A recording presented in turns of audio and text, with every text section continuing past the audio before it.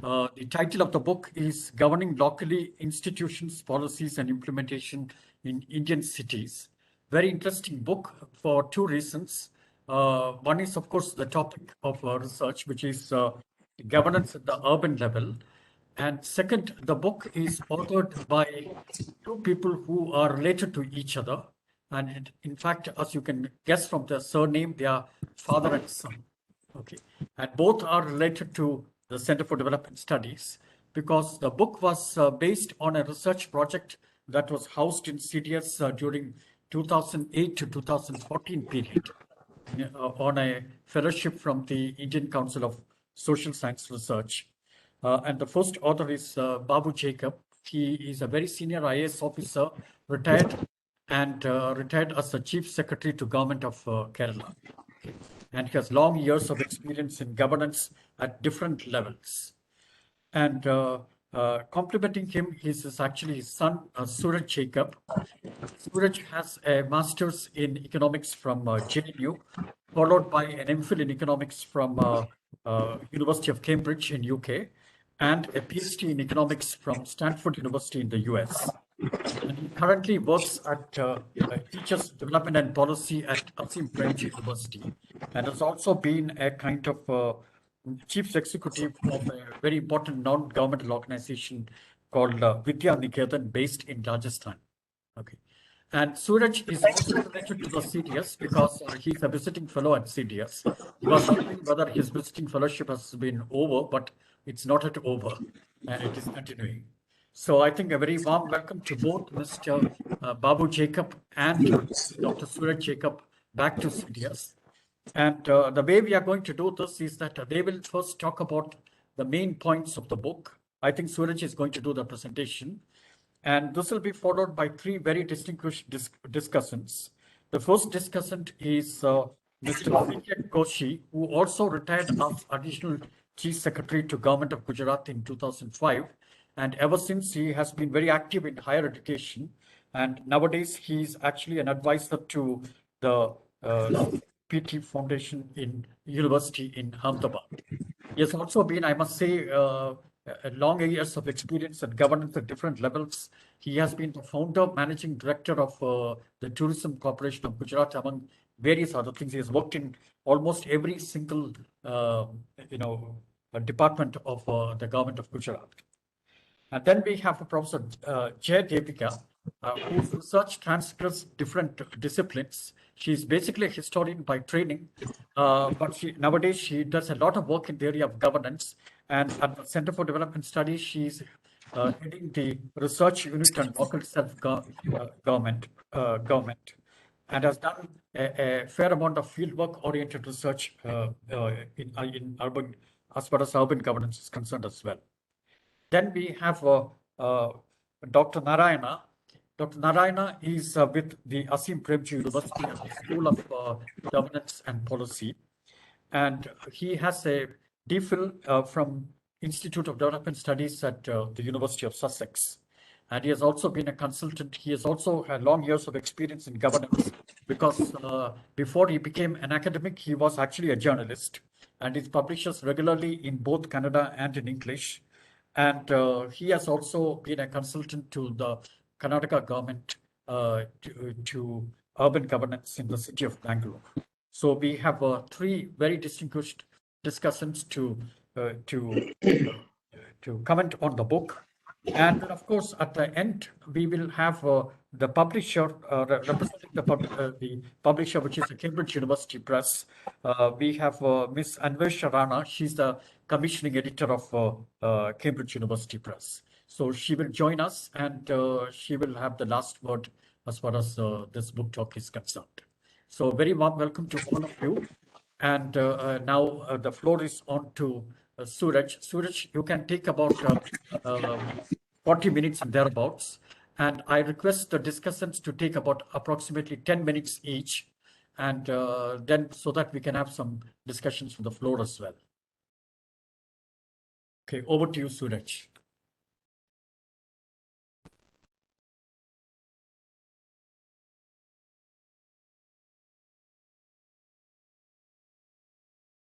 I think So Babu Jacob will go first.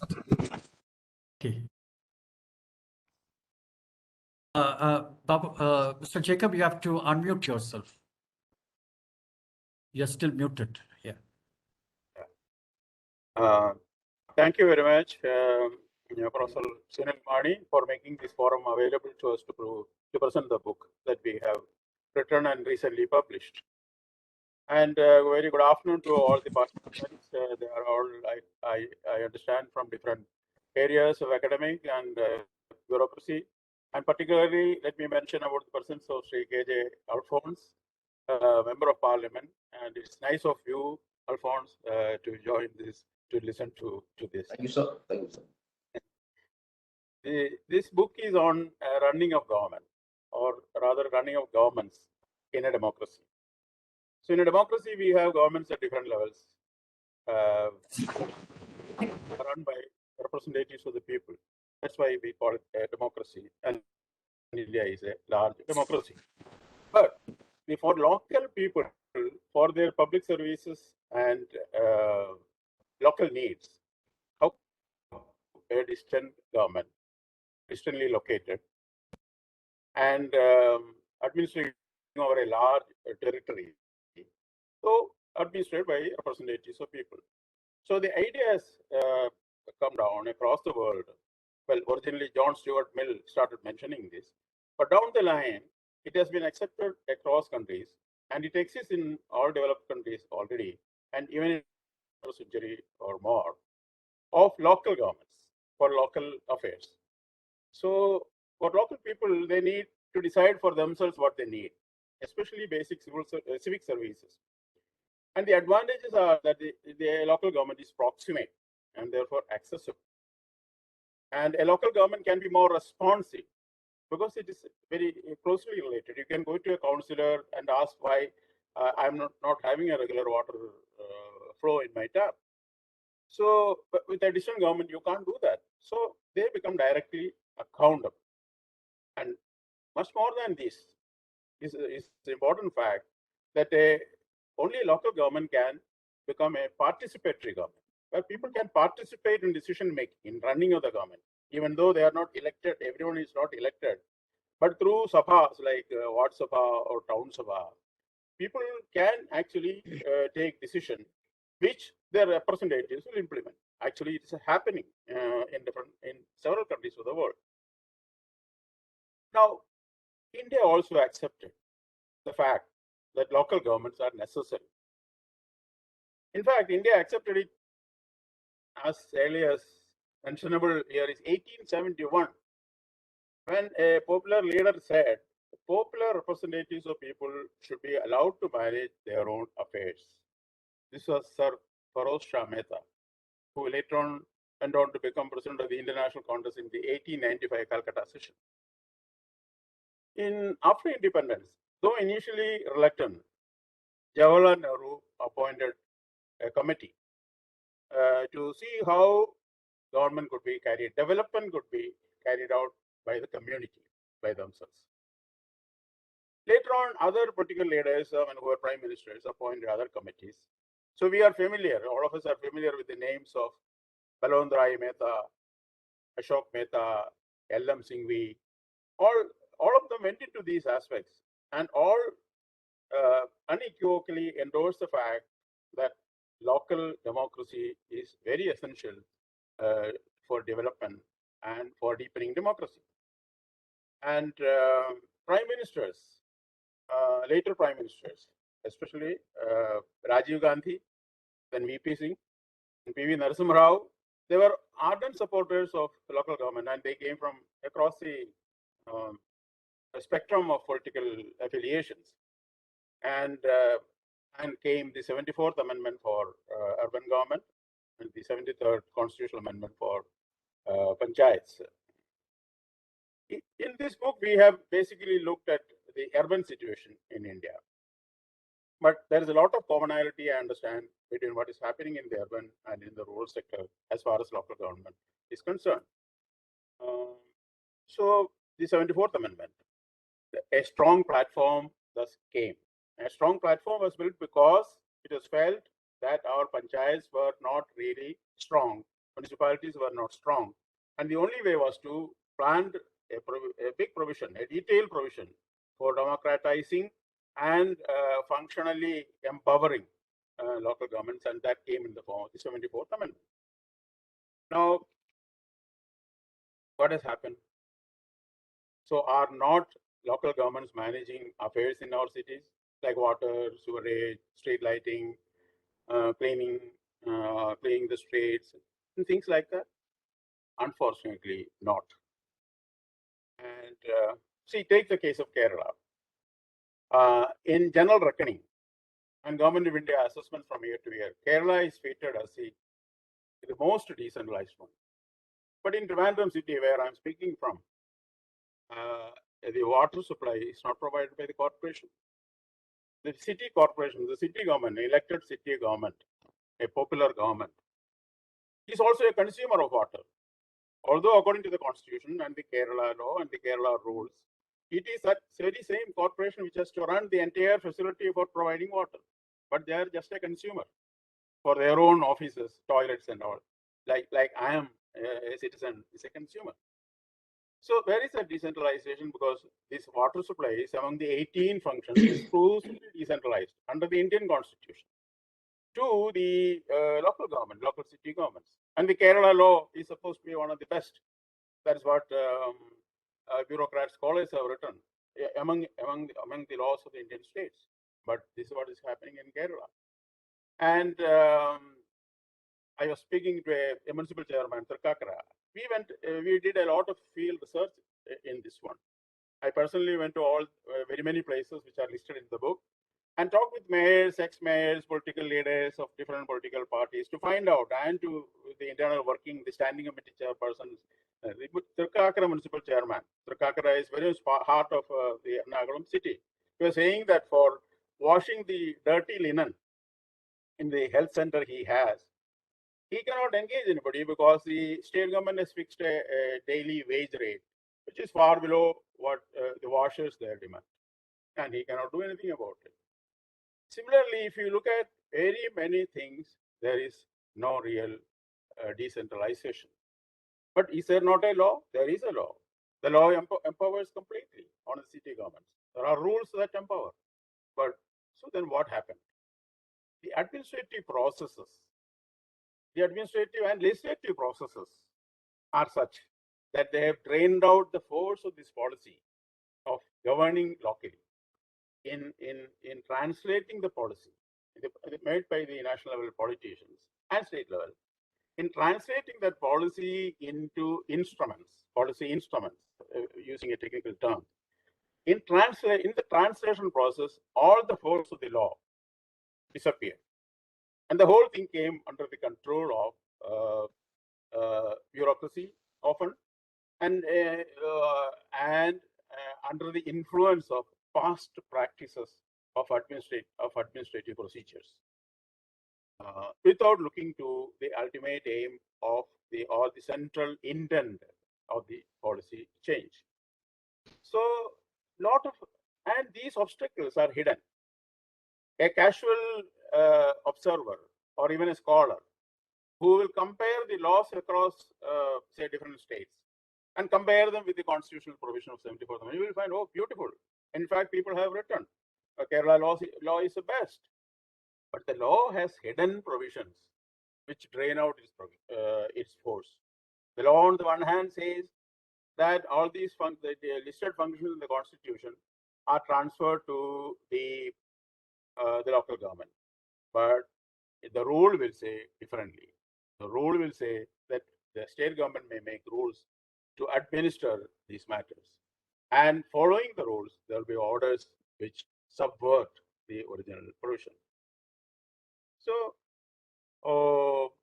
this is most visible. I mean, this is basically a question of how policy gets diverged as it travels down the path of implementation to the street level. But it is most visible in the case of the local government. Is a restoration possible? Retrieval possible? Can we bring back? Yes. Why I say yes is in the empirical research that we did across the country, we found certain municipalities, towns, and cities, most of them falling in a particular region or a particular state, having considerable autonomy and exercising that autonomy with due capacity, supporting that autonomy. Like I mentioned about water supply in Trivandrum, the city corporation has no role. But I have seen a city where the entire water supply system, right from the takeout point from the river up to the delivery point, the overhead storage, the filtration tanks, all the systems are run by the city government. So this is within India. Therefore, it is possible to work on it. So what do we do about it? This book actually compares the laws, rules, and practices, administrative practices, which are very important, which are very influential in these matters, and inquires what shift in these instruments of policy development need to be organized in order to bring back a significant level of self-government in our towns, cities, and municipalities, as our constitution envisages and our politicians are demanding. The book actually details out points that seek to establish what I have now said, and also to point to how we can retrieve. And I request Suraj to go through the process of explaining this through his slides. Thank you very much. Yeah. So now we'll move on to a more detailed look at the context that the book addresses, as well as some of the key findings or arguments. I'm going to start with a general background to the literature. It is important to note that there is an important and growing literature on urban issues in India. We have lots and lots of settlements now being classified as urban. We have a very rich literature emerging about the precarity of life, and poverty, intersected with issues of land, migration, caste, gender.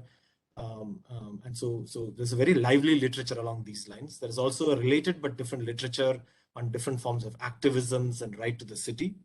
There is quite separately a literature on the new middle classes and their aspirations. So in that general literature context, we are focusing, our book is located in the literature for urban governance. And we've identified three sort of types of literature regarding urban governance. There are many interesting studies about land and issues of land regulation and informalities. We have other studies about citizen involvement and the hollowing out of citizen involvement despite the trappings of consultations and participation. Third literature, particularly which have been running for the last several years. But what is relatively missing in the literature for urban governance is the local public authorities exercised. And especially in the context of the 74th Constitutional Amendment of the early and mid 1990s, it is important to understand how and whether and how the exercise of local public authority through local governments in conjunction with local citizens, how that has changed in order for local governments to now be able to meet the new responsibilities. A minimum of 18 responsibilities listed in the Constitutional Amendment, and which accompanying state laws have in many cases actually extended.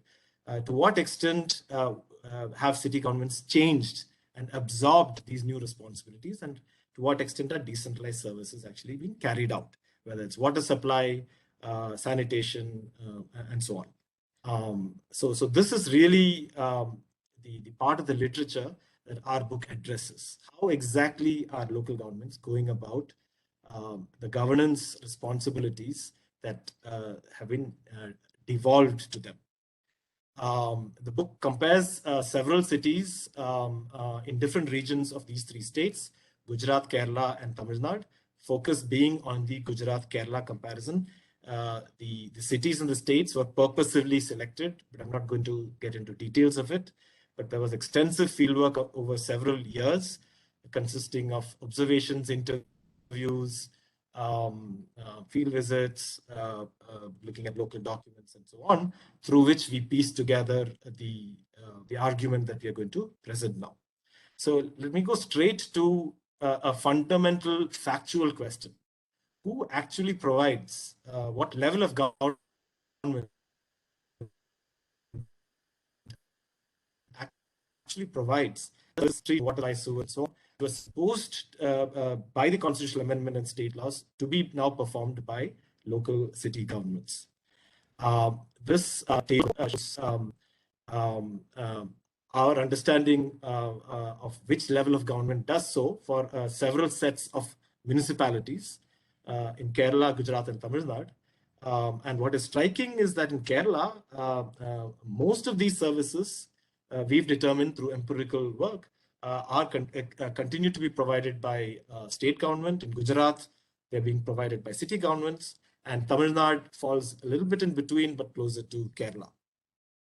While our focus is Kerala and Gujarat by comparison, I want to sort of parenthetically add that there is considerable evidence from other studies from other states that much of India resembles Kerala in the sense that local services, infrastructure services that we focus on are actually provided through the state government and not city governments. Said that our empirical evidence is largely from Kerala. So the real question is, why are city governments marginal to city service provision, despite the enormous administrative and legislative framework that has been erected? Much of the book goes into the answer to this big fundamental question, and our answer is a three-step explanation. The first and more proximate reason as to why local governments are not able to fully and effectively provide decentralized services has to do with low local government capacity, quote unquote, which of course begs the question, what is capacity and why is it so low?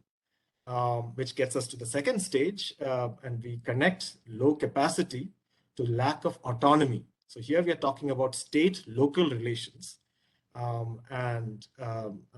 State governments do not provide the autonomy to local governments to be able to take care of their local needs to build their capacity, which then leads to the question, why is there only limited autonomy? Why are state-local relations as lopsided as we find? And that leads us to a much wider kind of canvas, which was already alluded to, and that has to do with the way in which the constitutional intent of decentralization, 74th Amendment, since we'll focus on the urban, the manner in which that was actually implemented. So we are going to sketch out very briefly in today's presentation each of these three elements, interconnected elements of the explanation, which together constitute our answer as to why city governments are marginal to city service provision. Quickly on the first point about local government capacity, by capacity, we mean the ability of the local government to take and implement decisions. As simple as that, for water, for sanitation, and so on. And we locate this in terms of the internal procedures of decision making, their effectiveness, the staff complements, how they're recruited, organization culture, as well as the structures through which the city government organization functions. We've devoted two longest chapters to the book, to detailing out in several cities in these states, and focusing on Kerala, how internal procedures, staff, and organization structure are not effective in providing decentralized services. As an example, here's how decision making on several kinds of infrastructure projects happens. And just read the quote from a councillor in Palakkad municipality, this is from a few years back, regarding how the internal decision making happens. So how can we do anything keeping to a schedule, says the councillor. We have 13 working groups. Each one makes a draft proposal, which goes to the Ward Sabha, then working group, then council, then seminar, then council, then district planning committee, then council, and all to what purpose? Very few people attend the Ward Sabha. In the municipal office, all approvals above as small an amount as 5,000 rupees go to the full council, have to go to the full council. The procedures take over 10 months. Implementation is squeezed into 2. How can any meaningful governance happen under this arrangement? So this is just a flavor, and in the book we try to document a considerable amount of detail regarding practices of internal procedures, decision-making procedures, regarding staff and organizational structure. Turning to the second part of the argument, which is why is local capacity, organizational capacity we're talking about, as low as it is, and we are locating it in the nature of state-local relations. Here by autonomy, we mean the ability of local governments to take decisions without state government overriding and implementing them without depending over much on the state government. And here again is a flavor from the fieldwork regarding how local governments experience the lack of autonomy. Here's on the left here is a quote from a former Trivandrum mayor. Most of our purchases and work contracts need its approval, meaning the state government. We have no authority for any action. We look up to the state government for everything. We are yours obediently to it. On the right, we have a former Kochi mayor talking about the public health responsibility, which the city government is supposed to be taking up. The real responsibility, says the former mayor, the real responsibility of health inspectors should be public health, but their jobs have been reduced to only waste disposal. Public health is not waste management. Chawar Allah health, and so on and so on. In fact, the bureaucracy in the city government, much of the staff are directly controlled by the state government, not the city government, the elected councillors and mayor. And so we have a considerable amount of state government control in many aspects of city government functioning. This takes us to the wider canvas of what shapes local autonomy. Here, it'll take a few minutes to sketch out the process through which the Constitutional Amendment ended up in the formation of local governments. It looks a slightly complicated picture, but there's only 2-3 real important points here. If you look at the top left, we have the national legislature, which enacts the constitutional amendment. And since issues of decentralization are a state subject, state legislatures had to pass accompanying state legislation, state laws, and they all did so, as was alluded to earlier. Turns out that state laws, and we've given the detailing for Kerala, but we believe this is the case for many other states as well, that state laws were drafted by the state executive and effectively the state bureaucracy. And one important element of state lawmaking turns out to be pretty crucial to the final manifestation of decentralized arrangements, namely the location of rule-making authority given by the state law. That is to say, in order to be able to implement law, the administrative part of the government makes rules, which are then the tracks along which administrative action occurs.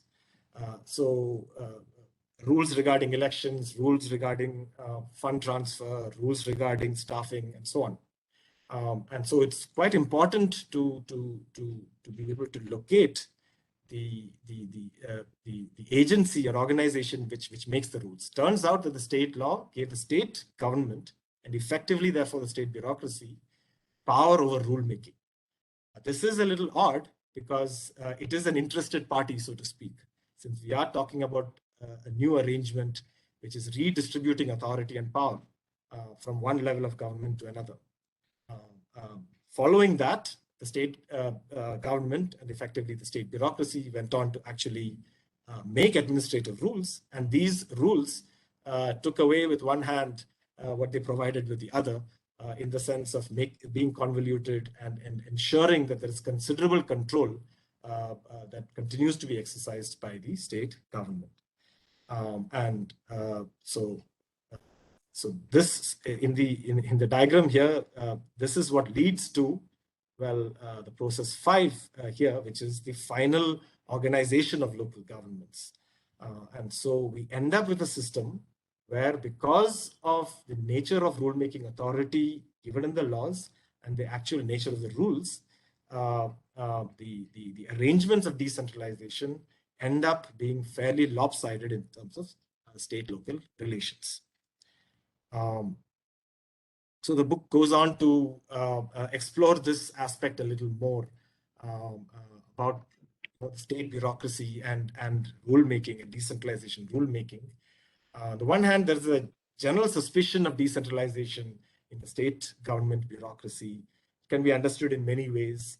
It can be understood in terms of the class interest, so to speak, of the bureaucracy, on which there is a large literature, on the prevalence of top-down elite perspectives among many in the bureaucracy. Of course, there are exceptions, but in general, we are talking about a large number of people here. There's a sense of being reluctant to give up authority. And all of this led to an institutional path dependence, and the nature of rulemaking and the nature of lawmaking followed old patterns. In fact, there is considerable amount of borrowing from the exact language of previous laws and rules, all of which were geared to sort of keep control rather than give control to local governments, as suggested by the spirit of the constitutional amendment. So we end up with what we call in the book habituated bureaucratic practices of lawmaking and rulemaking, which we try to identify empirically in the case of Kerala, and we have reason to think that something similar happened in many other states. Now, in our macro institutional system, there are meant to be checks and balances to ensure that this kind of policy drift is reined in. So on the one hand, we could expect in principle oversight of the state bureaucracy by the state government political executive, ministers and so on. But by and large, that did not occur. In principle, we could expect oversight of the executive by the legislature. And there are various committees of the legislature and so on, which could look into these matters. But in effect, that also did not quite happen. And in principle, we could also imagine the scrutiny of rulemaking authority and rules being in violation of the spirit of the constitutional amendment, scrutiny from the media, from civil society, from citizens groups, from political civil society, and so on. This too, more or less, did not happen. So we find a situation where the habituated practices actually did not meet too much scrutiny or counter too much resistance, and we end up with a large set of laws and large set of rules which effectively keep considerable amount of control with the state government. Gujarat, as was suggested earlier, went along a slightly different trajectory, located way back when it was part of the Bombay state. Developments back then, Feroz Shah Mehta and others of that time, recognizing the importance of the nitty-gritty of lawmaking and rulemaking, had actually contributed to legislation and administrative procedures, ensuring that autonomous local governments could be created. And that is an old legacy, legislative and administrative, which actually continued in Gujarat. And we see some of the later legislation and the rulemaking in Gujarat, where rulemaking authority was in most part given to the local government rather than kept to the state government, with of course clear implications for what kind of rules get formed. This we really trace to this longer historical legacy in the and let me make a few more points before ending here. I've listed these and I'll just go through these rather quickly. The first is participation. In the argument so far, we haven't really taken up the issue of participation in a big way. While on the other hand, decentralization is about increasing connect, right? Local citizens playing much more of a role in governing locally. So the way in which the participation argument usually works is as follows. This is a figure from the book. If you look at the left part of this figure, it's the argument that we presented in the last few minutes: local autonomy leading to local capacity, leading to effectiveness of service provision. And one way in which people's participation is imagined to in this kind of argument is that people's participation enhances local capacity and therefore it enhances effectiveness, and very crucially also bends local capacity, the functioning of local capacity, to issues of justice and equity, and there is a large and important literature which suggests these things.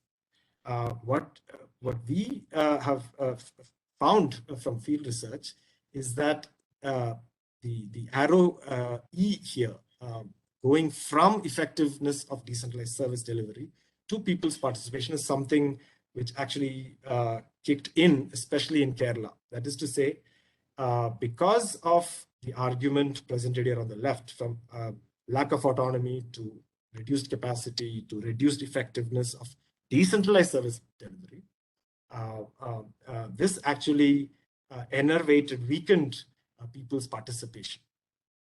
Despite in Kerala's case, the potentially the latent active civil society, which Kerala could have drawn on given its history. Here are some, again, a flavor of some of the things from the field which speaks to this. Here's Trivandrum's deputy mayor from a few years back saying, "We are unable to act on the matters discussed in the Ward Sabha because it's all controlled by the state government. So attendance drops. Of 5,000 people in a ward, initially as many as 4,000 would attend. After a while, only 100 attend. We buy them tea. I'm helpless to do anything even for my own ward." And quote from the mayor at the time, a few years back, "The reason why there is no participation is that nothing happens." And so this is a matter which is recognized by everybody in the field that our research spoke with. So again, participation is key, and it is part of the DNA of the imagination of decentralization. But the argument about habituated institutional practices leading to lack of autonomy and capacity, all of that very negatively have affected the possibilities of participation even in a state like Kerala. Okay. Moving on to a second consideration, and this is the capacity for justice and equity. The point here being that we live in increasingly centralizing and authoritarian times, and there are lots of moves, for example, neoliberal pressures, other kinds of pressures for dispossession, and which have been well documented by scholars. And there's been enormous amount of activist work as well. For example, in the case of Gujarat, the mega city of Ahmedabad, there's issues of dispossession have been well documented. So all of this suggests that despite, in the case of Gujarat, the happier institutional trajectory from the past, leading to better autonomy, better capacity, better potential for effective decentralized service delivery, unless participation is increased. And Gujarat, as has been documented, it's not high. The bending of that system towards justice remains problematic. So that's something which is important to point out, and we've discussed it at some length in the book. On this particular matter, Kerala arguably Kerala is maybe a little better placed because of its history of public mobilization, what sometimes been called public action, maybe say political civil society, and so the possibility of participation in Kerala because of this history might be stronger. But what we found is that because of the institutional path dependent autonomy problem, the capacity problem, that potential participation has not been unlocked, at least in a sustained manner. But if it were, then certainly the ability of participation for both effectiveness and justice will be enormous. Okay? A third consideration is that despite this argument of relatively low organizational capacity, there is no doubt that individual level capacities of the large number of the tens of thousands of people who've been elected into local government following the constitutional amendment and the state laws is amazing. And in the book, we document lots of cases, including in Kerala particularly, where organizational capacity may be low, but the capacity of the people elected their abilities, their commitments to their localities, and commitments to working across party lines and so on, it is very visible. And we have little glimpses of this in emergency circumstances. For example, in the early months of COVID, in Kerala, local governments, here let's focus on the urban, played an important role. And that's partly because in emergency circumstances, the usual level of control was done away with. And so so local governments got a temporary window to be able to flower. This is also on display a few years before during the Kerala floods. So we have these kinds of glimpses of what is possible in this kind of situation. But the overarching control that we trace, the manner that I discussed, continues to constrain the possibilities. And finally, the consideration regarding how we empirically measure, so quote unquote, measure decentralization. The picture that we have drawn here contradicts some of the conventional wisdom of Kerala being quite decentralized compared to other Indian states. And the table which is shown here is from a report from a few years back, a study actually from the Ministry of Panchayat Raj, authored by TIS, where they go to great pains to collect data and to come up with indices of devolution across lots of things, in terms of finance, in terms of, so the three Fs, finances, functionaries, and functions. And they rank Kerala pretty much number one on most of these things, and compared to Gujarat, which is lower down in that ranking. So there is a little bit of a disconnect between what we are suggesting here and what is being picked up in these quote unquote decentralization indicators. And here we'll just refer to something noted by James Fessler many decades back, where he noted that it might appear that a local government is full of brisk activity, lots of people doing lots of work, lots of paperwork being processed, lots of money, lots of funds coming in and being distributed. But that by itself is not maybe a good indicator of decentralization, because to quote him, like the postal service, there may be little opportunity to exercise substantial local discretion in decision making. Despite that beehive of activity, seemingly, it's running on a track on which there is not much autonomy. It's all been sort of preconceived and laid down.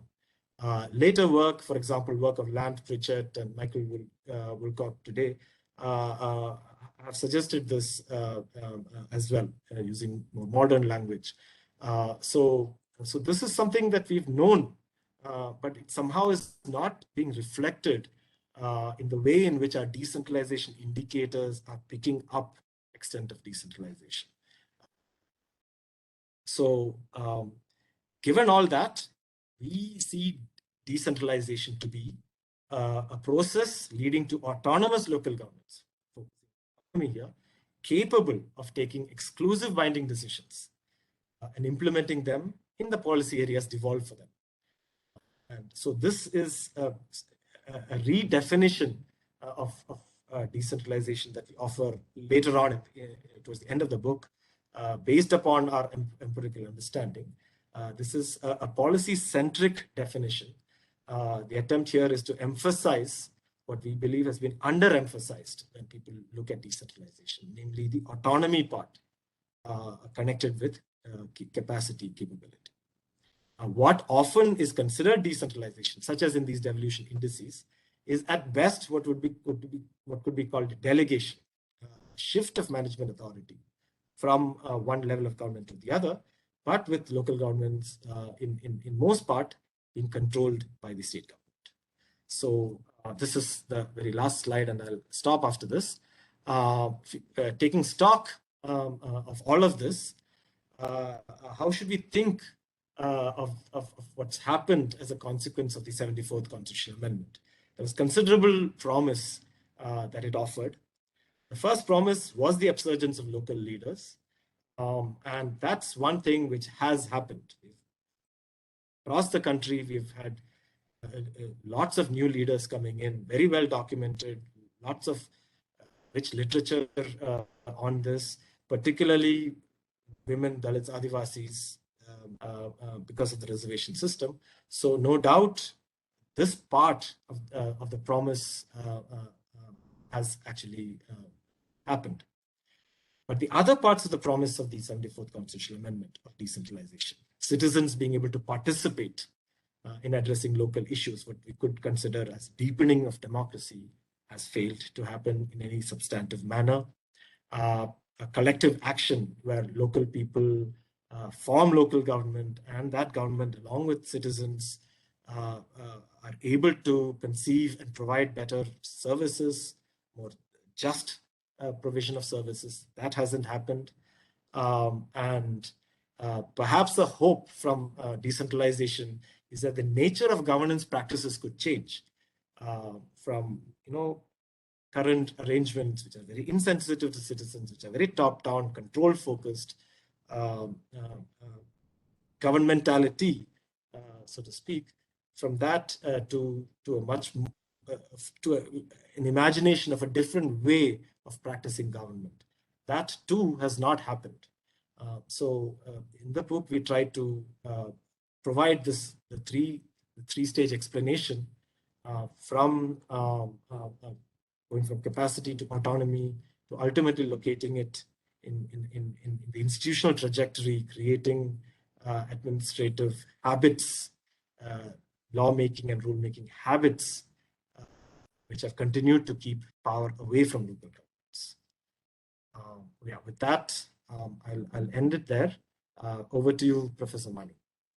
Okay, thank you very much, Mr. Babu Jacob and Surya Jacob, for such an interesting presentation. And I'm sure a lot of people will be interested in reading your book, because it's quite against the received wisdom that at least Kerala is highly decentralized, both at the urban level and at the rural level.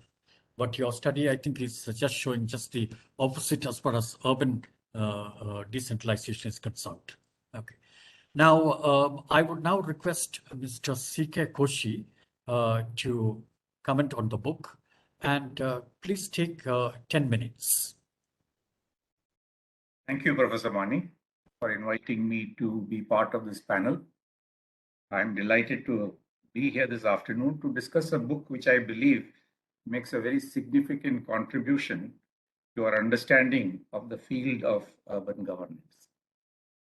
I must also commend the Center for Development Studies for organizing this online discussion, because I think it focuses attention on a subject which I think has assumed a certain sense of urgency.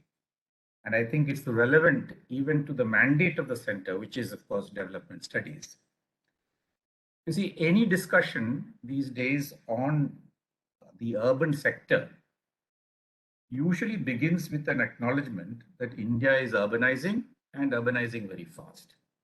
And I think most of us are fully aware of the statistics, so I won't go into it except to say that we are fast approaching that 50% mark, when more than 50% of our population will be living in urban areas.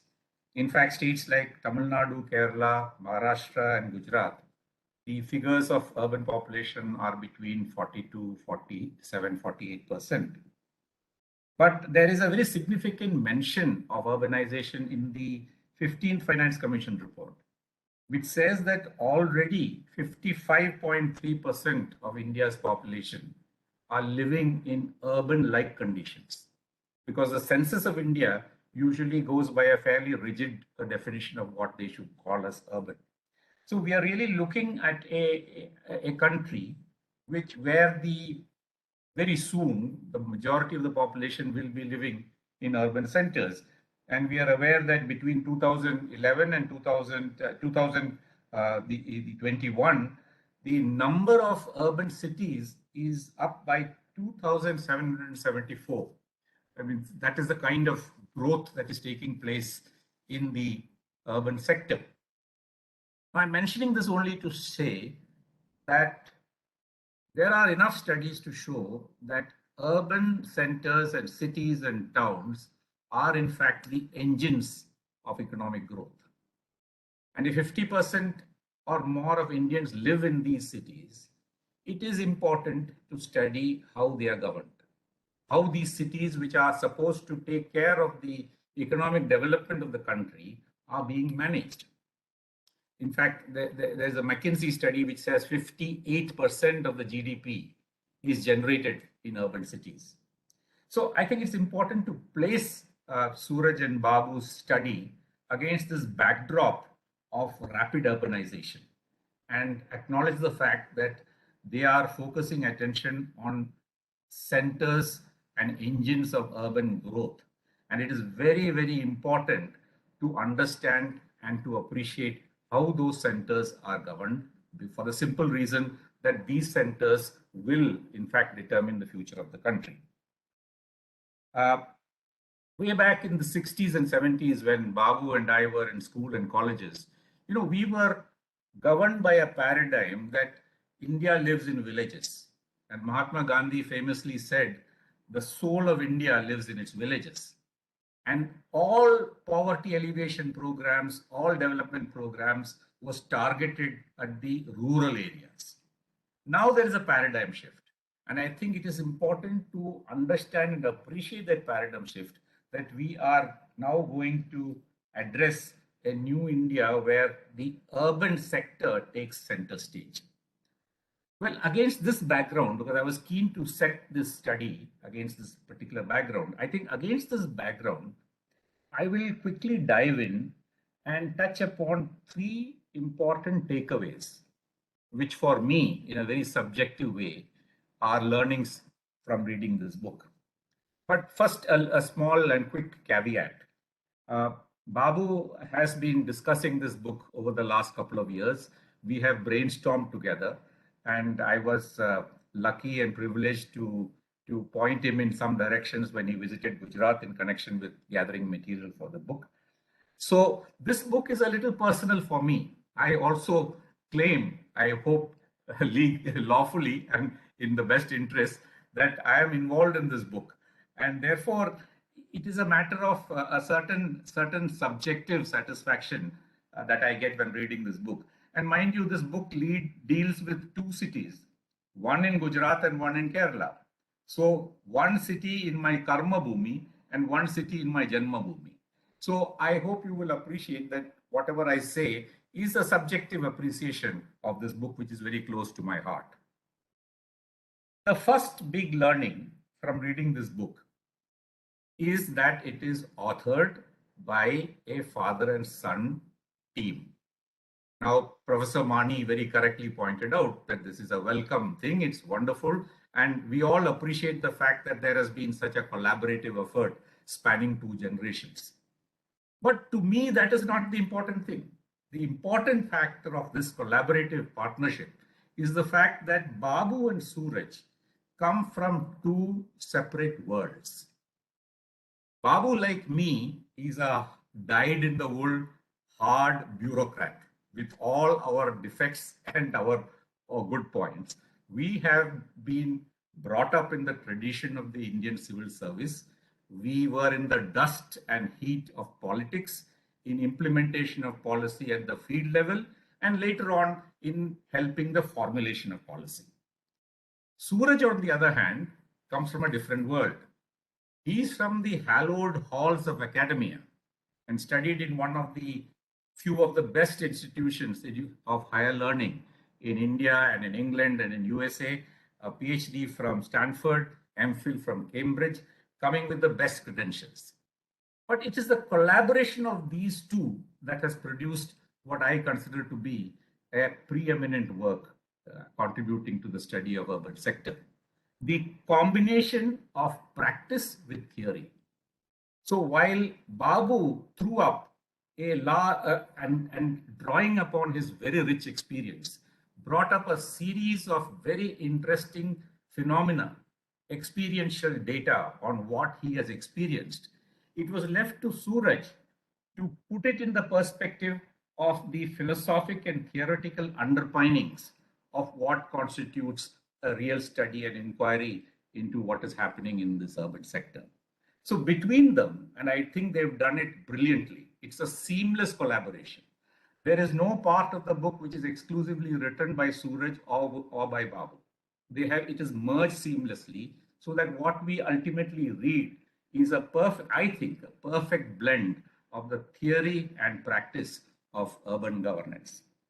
That being said, I must say I'm deeply impressed by the research and the depth of the writing and the depth of the inquiry. And I think, therefore, that this is a very, very valuable contribution to public policy. Secondly, the book poses some very crucial and fundamental questions which are very appropriate and relevant to any study of public policy. And as Suraj just pointed out, these questions are thought-provoking and questions which ought to be worrying any concerned citizen of the country today. Briefly stated, the question is simply, why do some well-intentioned policy initiatives articulated through legislation, backed by elaborate rules and regulations, fail and fail so spectacularly, as has been brought out in the book?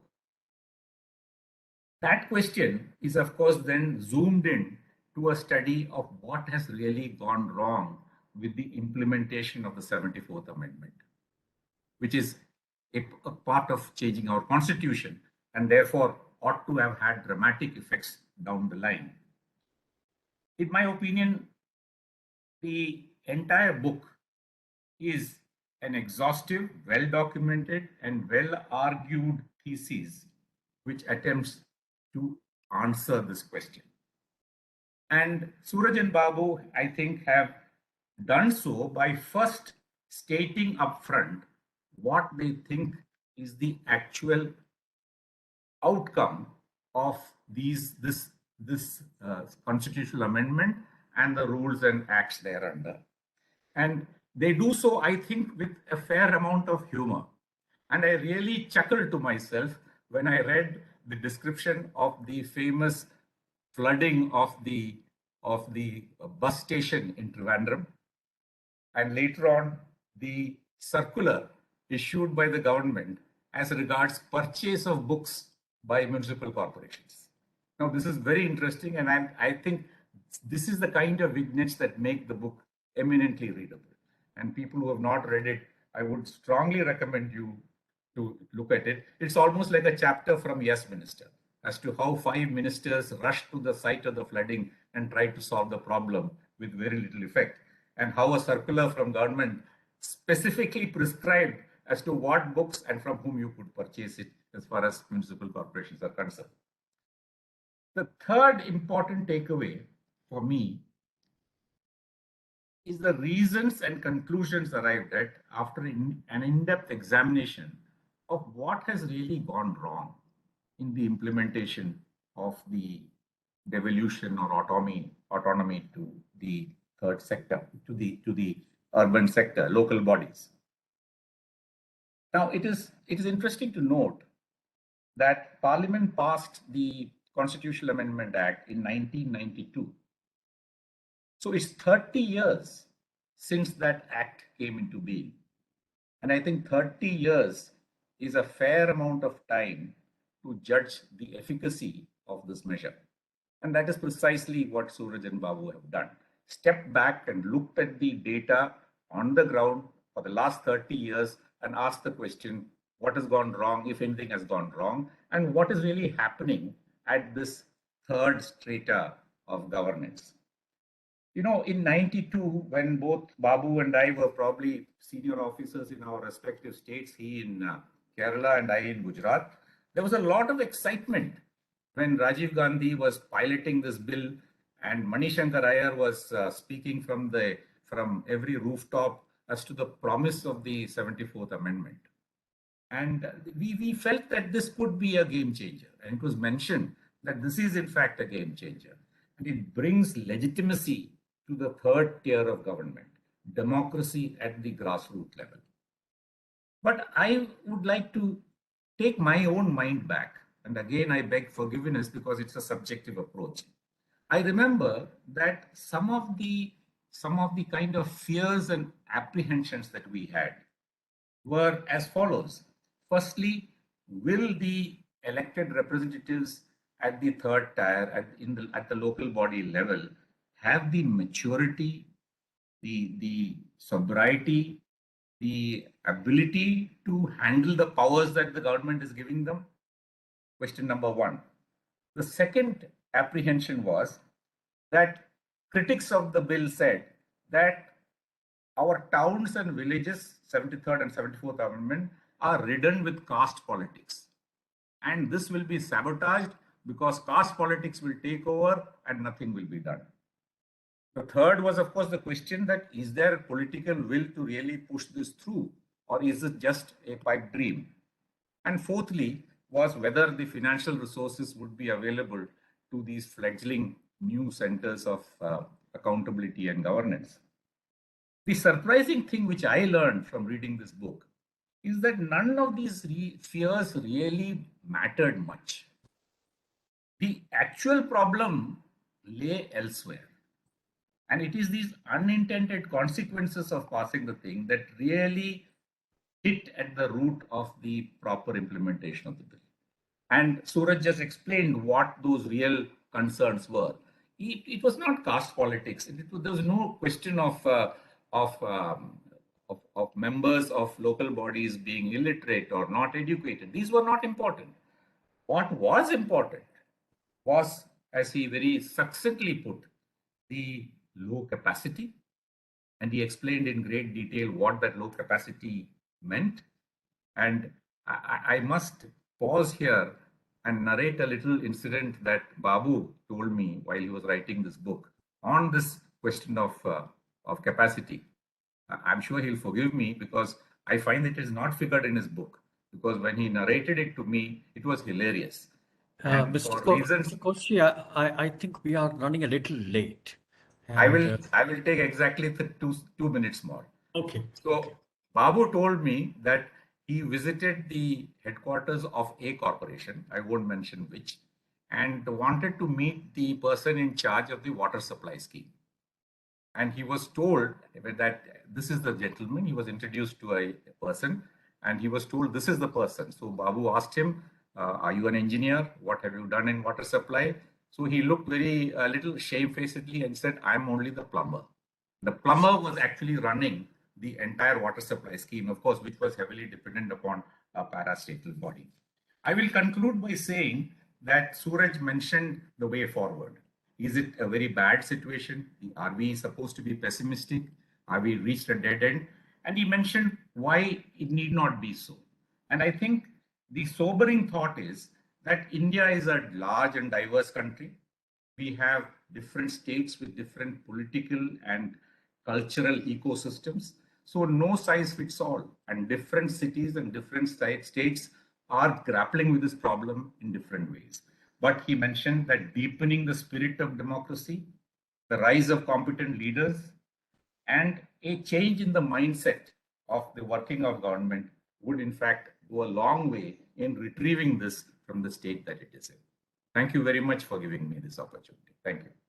Okay. Thank you very much, Mr. Kochi. And I think since we are running a little late, I suggest that we extend the timing until 5:20 p.m. So that we can have everyone, because I'm sure there are lots of people will be taking knives out of their bags. And so I think to do that in a very nice way. Now I request Professor Devika to use her 10 minutes. Well, Sunil, it's very difficult, because this is such an important book. Yeah. I think 10 minutes will not do justice, but I will try my best to stick to your suggestion. Now, first of all, I cannot thank the two authors enough for this book. And I want to disagree with what Sunil said earlier, that it is true that there is an impression that Kerala is far more decentralized than other parts of India, but actually that is ideology. And this I have been trying to argue over many years, and I'm really, really thankful to both the authors for having powerfully and rigorously brought this to light.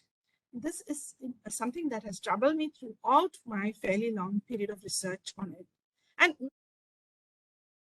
both authors note in many parts of their book how elected representatives at the local level have a very strong sense of this failing of decentralization in Kerala.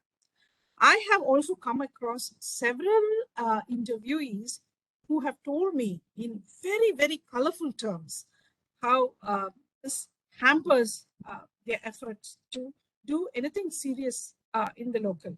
I remember a panchayat president, I must share the story, and this panchayat president who I interviewed back in 2006, and she summarized in a very interesting non-academic kind of way how when I asked her a question about gender justice and what she thought about gender equality, she just crinkled her nose and she said, gender equality. Do you know how panchayats work in Kerala? Well, it's a bit like the problem with our chief secretary is that the LSD secretary, is that he has a Krishna complex. So I was like shocked. I said, please. Then she said, no, I don't mean it that way. What I mean to say is that it's like this Krishna who has, 16,008 wives. He assigns a certain amount to every wife, tells her exactly how to spend that amount, spells out even the last letter, and then does not consider whether the wife needs it or what her needs are, whether she has the ability to spend it, whether she has the skills, whether she has a support staff, nothing. And if she does not manage to do it at the end of the stipulated time, then she's blamed. So she turned to me and said, look, this is a situation in local governance in Kerala. So what are you talking about gender justice? It's like husband-wife in local governance. It's like the husband-wife relationship, in this kind of unequal husband-wife relationship. So even that has been not been democratized. So what do you expect about, far more unreconstructed institutions, social institutions? So that was her insight as a two-time panchayat president by then.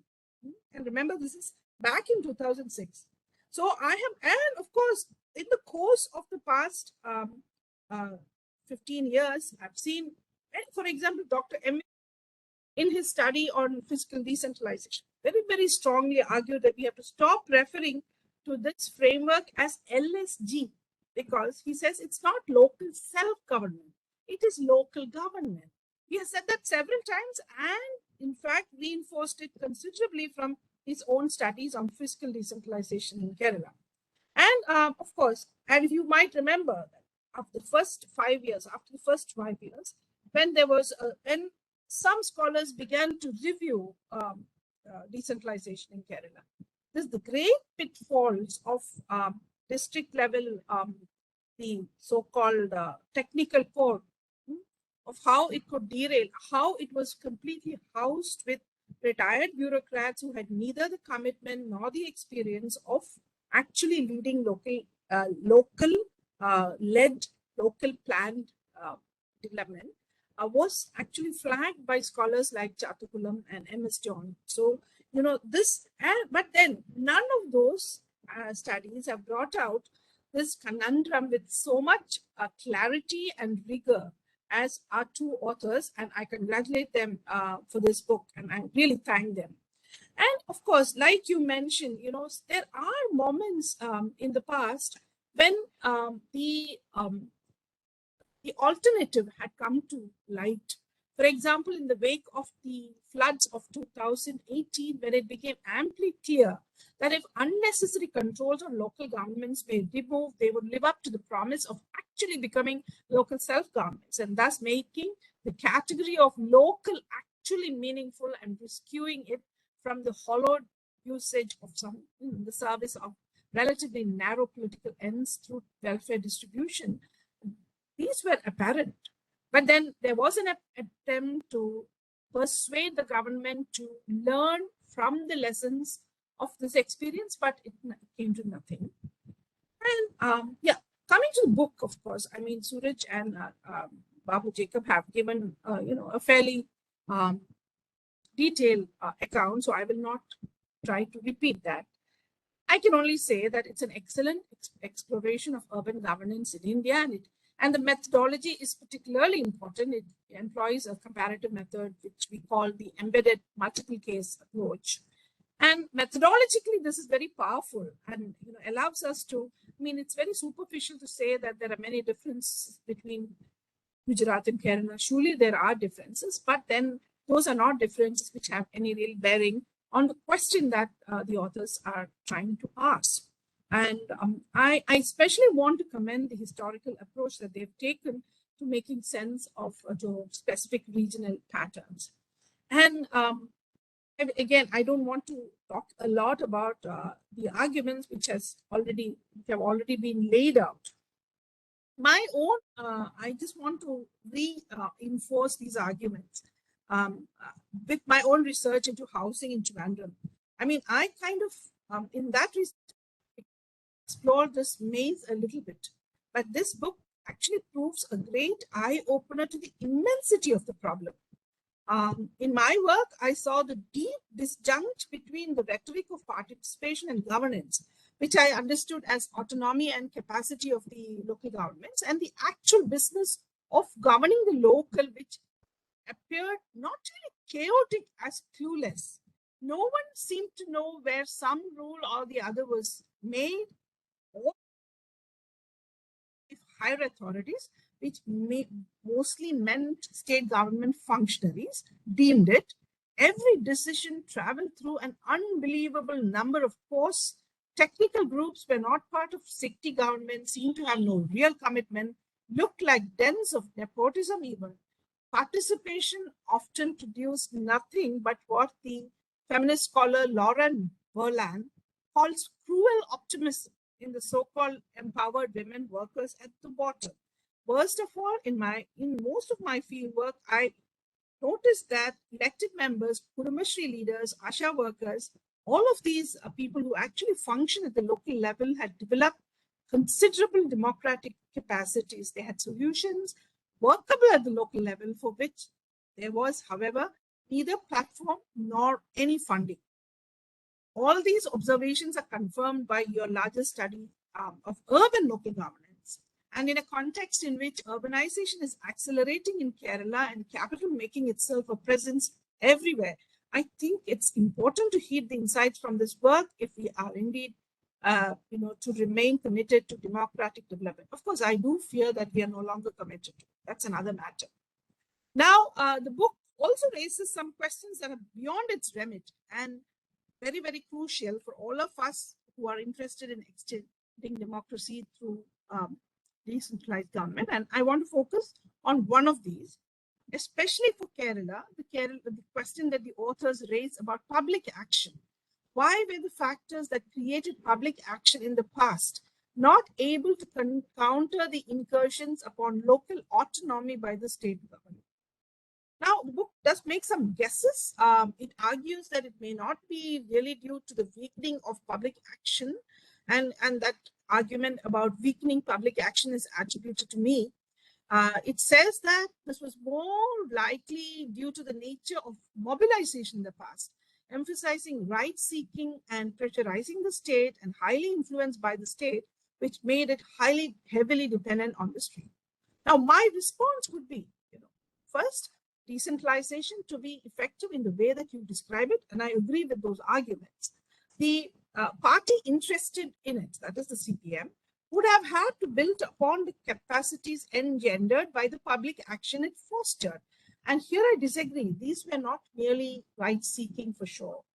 In fact, much of the public action was actually geared towards keeping, the bureaucratic framework of the developmental state fairly flexible. So we have these really famous stories of ministers who would, write government orders on the back of cigarette packets, publicly to kind of show the bureaucrats who was the boss. So things like that. Many, many such stories from the 60s, the 50s and 60s, we know, 60s and 70s particularly. We need more research on this, but my own historical investigations into contexts of extreme poverty and social abjection in Kerala, where left public action was once powerful, do tell me that people thus mobilized had considerable capacities of their own, which actually made them quite resilient. And yeah, they were not always shaped by the priorities of the state. Also, the historically marginalized groups like Dalits under Iyengali, for example, have historically demanded capacities, their agronomy, education, for example, and not just resources. We all associate Dalits with land, demands for land, but they also once actually asked for better education to make the land productive. And these are demands that the state in Kerala has historically refused or ignored, and also their pre-existing capacities. For example, both the Adivasis as well as the fisherfolk and Dalits in Kerala had pre-existing capacities, which could have been actually developed into a capability. Now, if you look at the CMS missionary discourse, makes very interesting, gives you a very interesting, precursor of the idea of capability. If you kind of think of capability as capacity plus ability, then the CMS missionaries made the demands to the Travancore government to combine patrata with prapti. Patrata is exact translation of capacity, and they said that they would create patrata in marginalized people. And they wanted the state to add prapti, which is ability. So this, however, was never really taken up seriously by the state in Kerala, at least for the marginalized groups. And this pattern was not broken even with the left hegemony between the 1940s and the 1980s. And the People's Planning Campaign of the 1990s did not break this pattern. Instead, these groups were treated as mere welfare recipients, not agents of public action. In fact, from the 1990s to the present, the transformed version of public action that arose from the movements for tribal and Dalit rights have been largely crushed or ignored or watered down to mere welfare goals by the state. And this deeply compromised participation in the whole of the people's planning exercise. And this actually explains why there was a general policy drift. The authors point to the policy drift here in urban governance, but it was not merely in urban governance. governance, but in the matter of local governance as a vehicle of addressing emergent challenges in a society characterized by growing inequalities and powerlessness of specific social groups. For example, it explains much of the government's near total interest, a near total non-interest, that is, in implementing the Forest Rights Act. Now, secondly, I think, the government should have moved from centralism, as you rightly point out, but it did not, because I believe that the PPC, that is the People's Planning Campaign, was mainly a vehicle of transformative appropriation of alternate ways of imagining social justice politics, and much less to do with improving local capacity for democracy or service provision. The CPM itself did not decentralize. They kept whatever they call democratic centralism. So that way, it was quite different from whatever happened in Brazil, where a much larger coalition and much more diverse left coalition emerged, something like the PT. And I have never found the Porto Alegre comparison tenable even, and I still don't know why people keep making it. And one of the architects, thirdly, finally, I'm stopping after this. Okay. I'm just making this point and stopping. One of the architects of the People's Planning Campaign, that is Isaac, if you remember Thomas Isaac, viewed the People's Planning Campaign mainly as a resilience building measure against globalized capitalism, as adaptive resilience, quite different from the vision of the People's Planning Campaign as building transformative resilience as advocated by MP Parameshwaran. This second vision was gradually pushed away. The change proposed, therefore, was minimal and definitely not strong enough to enable the kind of decentralized governance. What Bruno Latour would call localization plus, that this book envisages. The tragedy is that the adaptive and absorptive capacities of elected members, and especially women workers on the ground, are little more than showpieces, which is like fancy china that is periodically pulled out for external observers of Kerala to win plaudits for women's empowerment or local governance. And definitely it's not being plowed back into institutional memory, not even as acknowledged as tacit knowledge. The Kudumbashree, for example, is all about the bureaucrats who control it, both in the state as well as district missions, and nothing more. And it also explains why women are pulled in as new docile agents, rule followers in local government, as opposed to working class men who were the central political subjects at a time when leftist political society openly criticized, even attacked and transgressed the rule-making practices of the state bureaucracy. This was back in the 60s and 70s.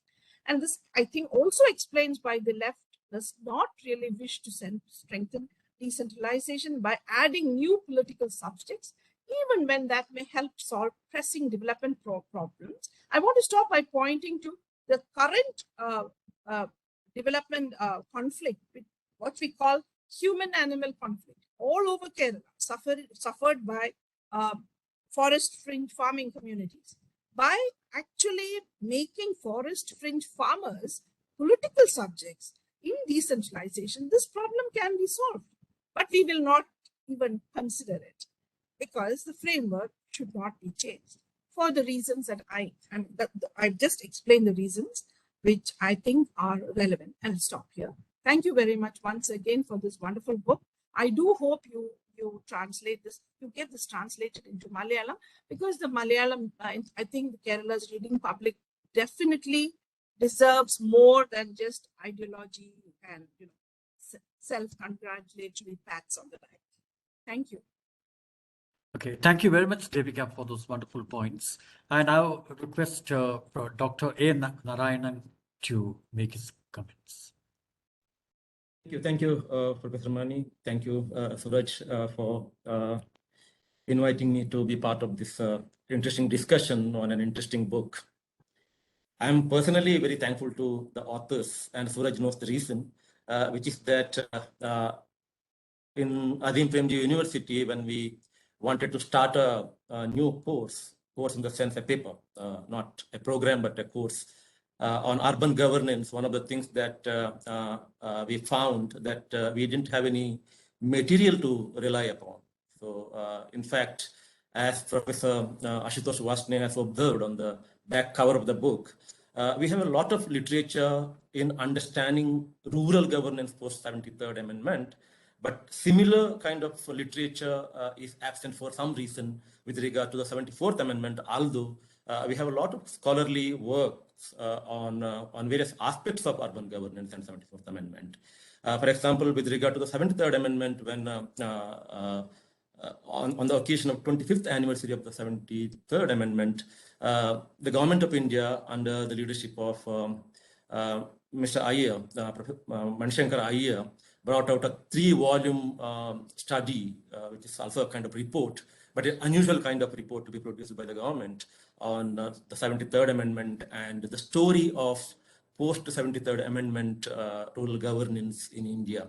Similar kind of works or reports, to my mind at least, are absent in urban governance space. And that is the reason we were very delighted to have this book. And the kind of approach the book and the authors have followed in this book are eminently suitable for us who are in the business of teaching urban governance and the developments post 74th Amendment. So thank you very much for both of you for bringing out this book, for writing this book. And now, with regard to the book as such, one thing, it will take some time for us to internalize some of the arguments and some of the issues that you have highlighted, because for the first time you have been taken inside what you have called the black box of the institutions of urban governance, right? This has happened for the first time, and therefore we are still trying to figure out this space and try to respond to that. So I would not make any specific comments as such, but would make a couple of observations in a broader sense, which may be relevant to the arguments that you are making. So two principal variables which constitute the argument here are the concept of autonomy and the concept of capacity. Right? So now, in understanding the nature of the governance authority or the political authority in urban space, one thing that has to be remembered, or one thing that has to be taken note of, is the fact that while the 73rd and 74th Amendments have conferred constitutional status on local governments, or in other words,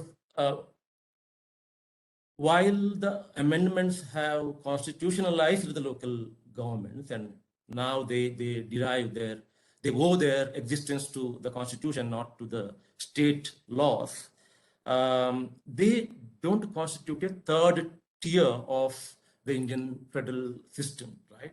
So forever, therefore, they will be an additional layer of the state system or the government system rather than an autonomous layer of the Indian federal system.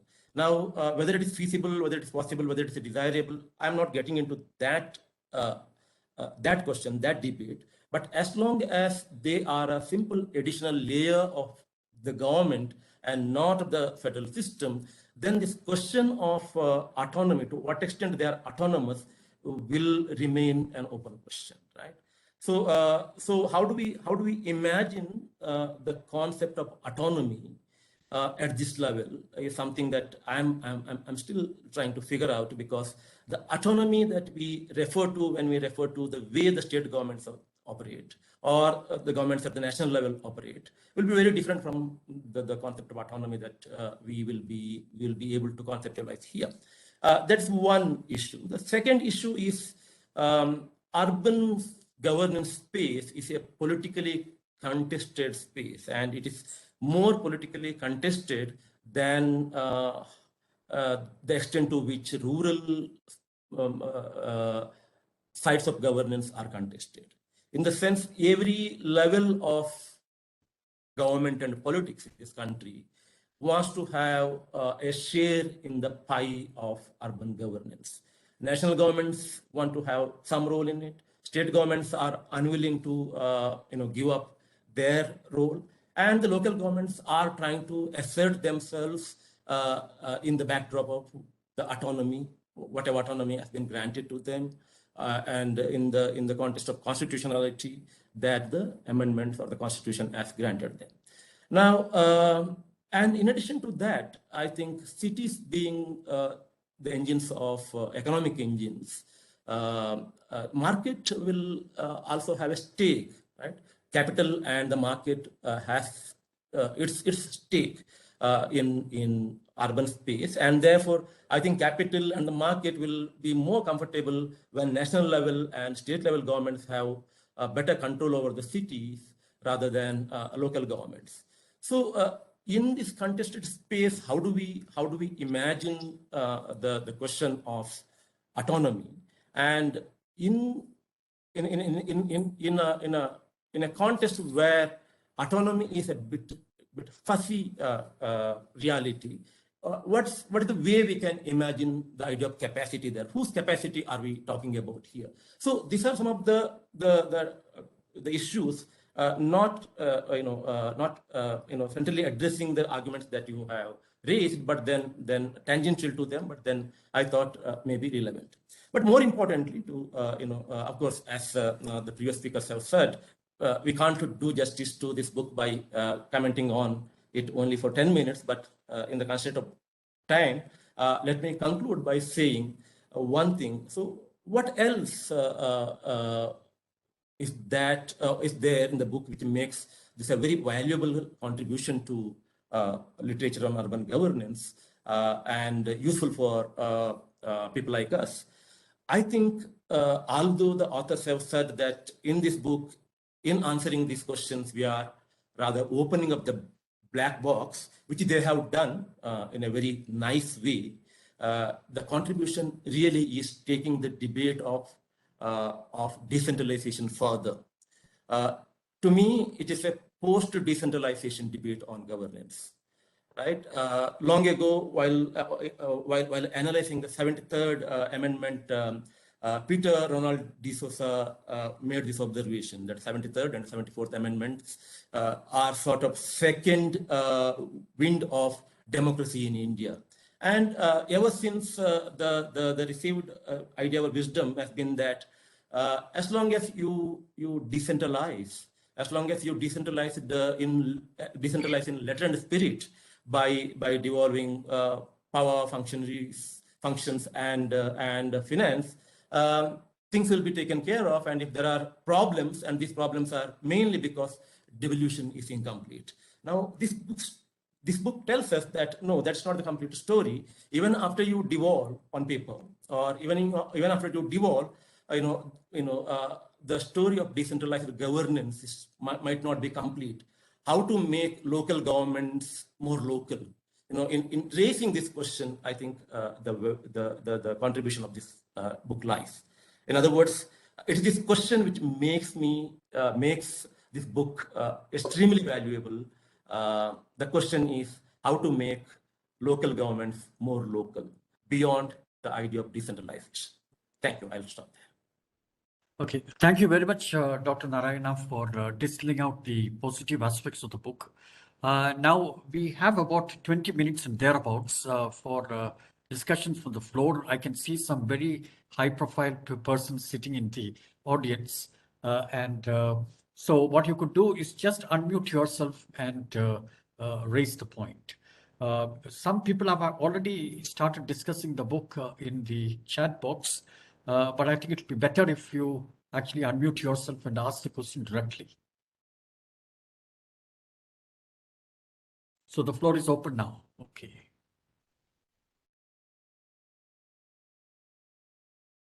Vanilla Murugan. Yes, please. Oh, can I have some points? Yes, please. But don't make a presentation yourself. No. This is only just 1, 2, 3 points. That's all. Yes. One thing is that how the cost reduction aspects through public participation is dealt with in the book. That I don't know whether that is dealt with or not. Second aspect which I would like to bring to their notice is the conflict of interest between political institutions. Of course, partly they have succeeded in bringing out the this conflict of interest between political institutions. But to what extent that is successful is a thing which we, unless I go through that book, we will not be able to say. Then third thing, indeed, it is a real impact measurement of in the urban sector. So it, in that way, it needs to be appreciated. And there is no such study exists even in rural areas. In fact, of impact measurement, I mean, it is not an evaluation; it is impact measurement. So in that way, this is really good. And another aspect which I'd like to talk is the unequal legislations and powers across India, even within existing local level institutions. To what extent that plays an impact or role in, making the differences between this. Another one more point, that is the to what extent these institutions are capable enough. Although we envisage people's participation and all those things in this particular type of governance system, see, the dichotomous interest between some political institutions, I mean the state level legislature institutions and the decentralized institutions clearly exists even now. And it varies from state to state. So these things also might have played some impact in making the differences. Thank you. Okay, thank you. Suraj and Mr. Babu Jacob, shall we take a few questions before you start responding? Okay. So I think the floor is open again for questions. If I am to briefly comment on the points now raised, by cost of public participation, I suppose Mr. Muran doesn't mean financial costs, but the costs of cost to society. If that is it, as Suraj explained, public participation could be a very effective way of ensuring that the people's needs are reflected, choices are made well, optimally, and decisions are accordingly taken and implemented. Local welfare, public welfare is increased. So lack of public participation derails that possibility. And as he explained in Trivandrum, what for instance, everybody knows that we are politically very, very active and people are very aware of what is going on and what things are needed to be done in a city or in a locality. But by expressing it in a participatory forum, they don't get any output because that expression doesn't lead the local government leaders to act upon it because they themselves have no autonomy, no power. Therefore, initial participation high, you can't call it participation, initial attendance in meetings for participation high, and net result is no participation. But the political institutions, I'm not sure, but political versus bureaucratic, if you mean, actually, I would like to say that politics, the concept that politics decides policy and the bureaucracy implements policy. You didn't say that, I'm saying it. That used to be the concept in earlier times. But today, actually, it extends down up to the street level. There's a famous book by Lifsky about street level bureaucracy. I mean, what the policeman decides does in the street is policy of the government. Therefore, the policy actually travels down. Policy in the constitution, the law, the rule, the directives, and other instruments of policy, finally it travels down to the affected person. Here the policy should therefore transform or travel through that route and bring in an effective elected local government. An elected local government, elections first, and then effectiveness, capacity and autonomy to be given to them through these instruments which travel down from the constitutional amendment.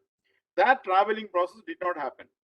Now, the politician cannot be blamed and has to be blamed for that because the politician thought or thinks that when the law is passed, it is done. But politician is not overseeing the process of how the law gets implemented. What he wants, what they decided the legislature, they get implemented through rules. They excessively delegate. It's called delegated legislation. They excessively delegate, even in the law itself. So the lawmaking process also, the elected representatives, MPs and MLAs will have to look at closely. What authority are we giving to those people, to the bureaucrats? Will they be able to do that? So restrain in the law itself. But here in the law, in Kerala law, if you compare with the Gujarat law, there are as many as I counted. I think I came up to 68 matters, different important matters of local government, where the state government is competent for rule making. And the rule making is usually 100% done by the bureaucracy. The minister thinks a bureaucrat is good, so he will make the rule or she will make the rule. But what happens is that the oversight mechanism of the legislature or of the minister is absent as a system. I mean, our system is lacking it. And the thing is taken. So it's not politics versus bureaucracy. It is rather many of the decisions that the bureaucrats take as part of implementation are political. Therefore, the politician should understand that and involve himself more into the process of transmitting the policy down to the implementation level. The real, then you mentioned about real impact measurement. Impact measurement is rather not relevant because law itself has not impacted. The law has not impacted in creating an autonomous, capable local government. The law says it will create, but the law through its rules and through the matters which I mentioned fails to create a body that it wanted to create. The body is there, but the body is without power. Therefore, what impact that body, namely the local government, what impact does the local government action produce in society? We can't measure because that situation has not been created. Then you mentioned something about capability of local governments. Of course, the whole presentation was about lack of capability, lack of autonomy, lack of capacity, all induced by the actions of the state government. Thank you. Okay, thank you. I'm Subbiah here. Can I have a few words? Yes, please. Yeah. In fact, the last slide mentioned about shift of management authority. In fact, the other says that there are new leaders from the marginalized community and tribals, and participation from that segment, and the collective actions on changing governance practices. Actually, even today, the governance practice basically based on that same control, insensitive, and compromise character only. Because as Ms. Devika mentioned, even today, the Krishna Leela is actually perfectly being done by the administration. The new leaders actually, every leader is in the given situation, political situation, is controlled by the political parties actually. It's more so in the left regiment than the right regiment in Kerala, because Kerala it has only two shades.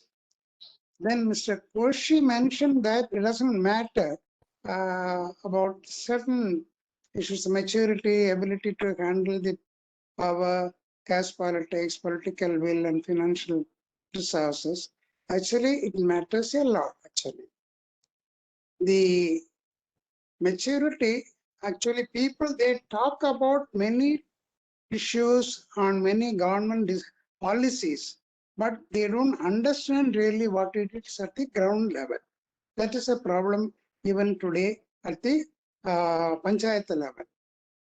Then the caste politics, Kerala, first comes the party politics, then the religion plays a role, though apparently they don't openly play politics, play a major role.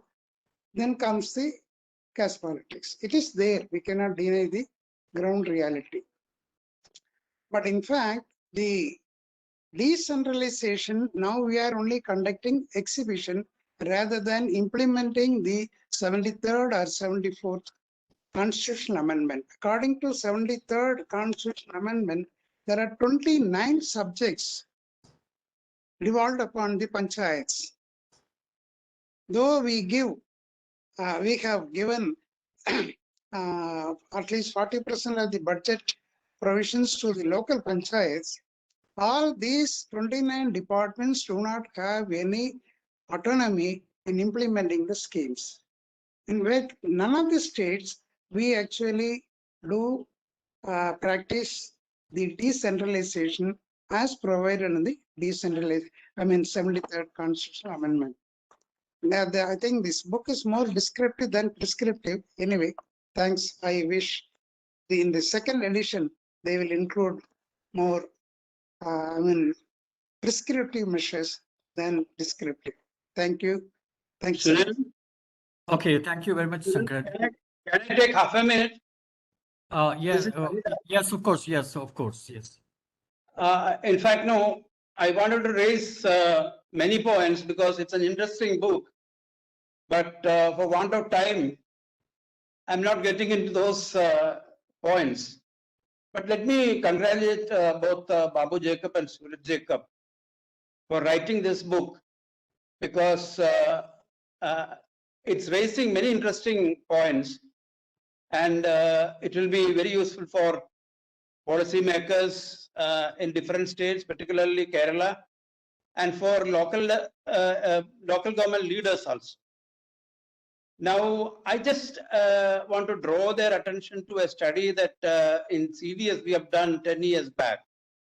See, that was a study in which a large number of activists and local government leaders participated, apart from bureaucrats.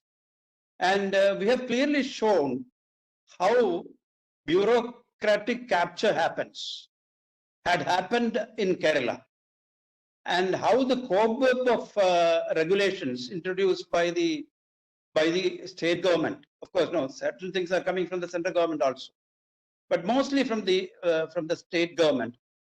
How it effectively created serious problems for autonomy at the local level. This study was published in different forms on bureaucratic capture.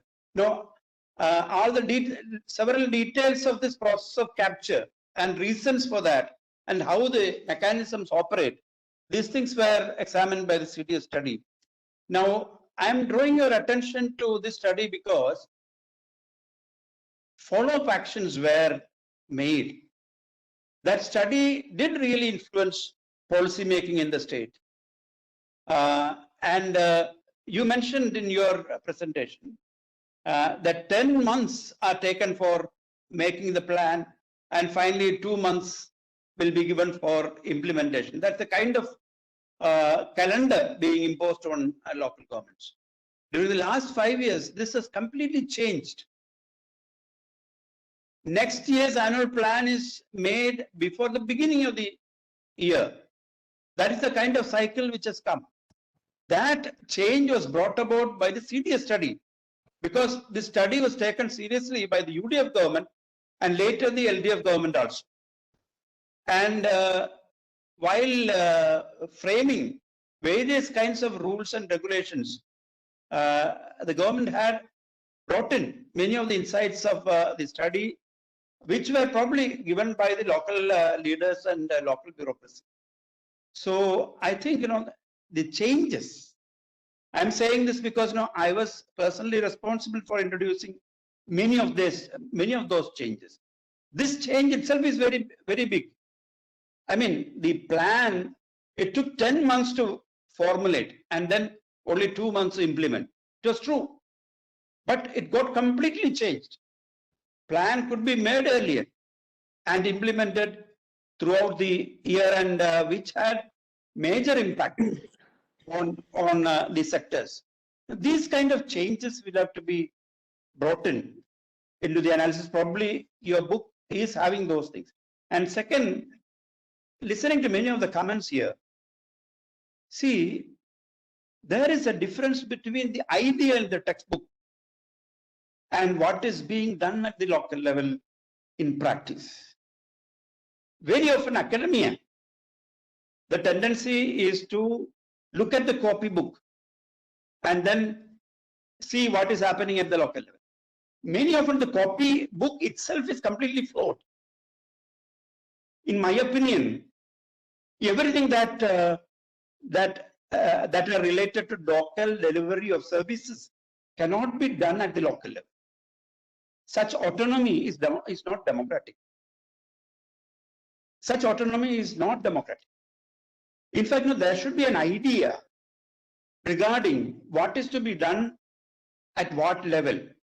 There should be a design of decentralization, design of allocation of functions, and there should be an economic rationale for that.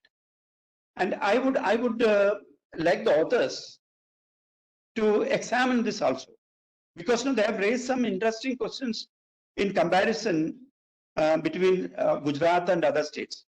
So this design of decentralization, devolution of powers, devolution of responsibilities, and what's the logic and theoretical rationale behind that, that should also be examined. This book is very interesting. I have not read it. I was keenly listening to the presentations, of course, from Sri Koshi also. It's very interesting, it's provoking, and it's rightly provoking, because now we need to have more discussion. And I fully agree that there has happened bureaucratic capture, and politicians are responsible for that. Bureaucrats are responsible for that. And one of the senior most bureaucrats has co-authored this. This book is particularly important because now they know how the bureaucratic capture happens in various areas. I'm not personally blaming bureaucrats alone. Politicians also had certainly play a role. Thank you. Okay, thank you, Hari. I think your point about bureaucratic capture, Suraj seems to have already given a short answer to that in the chat box. Apparently, they have referred to your work and Professor Woman's work, etc., in their book. I think we have now come to the concluding part of our book talk because the extended. Sunil, as a part of the alumni, let me ask one question I've been wanting to ask. Okay, Mridul, yes, of course. Yes. Question. I'm Mridul Lipan, and I wanted to say hello to Babu Jacob and Rizzi Jacob because I know them from a long time back. So that was nice. And really, it's an interesting book. But mine was a very mundane question. But after the earlier commentator, I think Mr. Narayana said something, I think he said something like, the third layer should not be an add-on, it should be part of the federal system. And Hari was saying how there are certain services which can be delivered only at certain levels, and we should know what is appropriate at what level.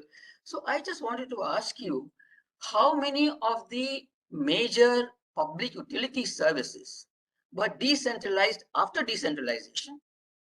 Or were they historically already have been decentralized, like the Bombay transportation system, I think was always under the Bombay Municipal Corporation.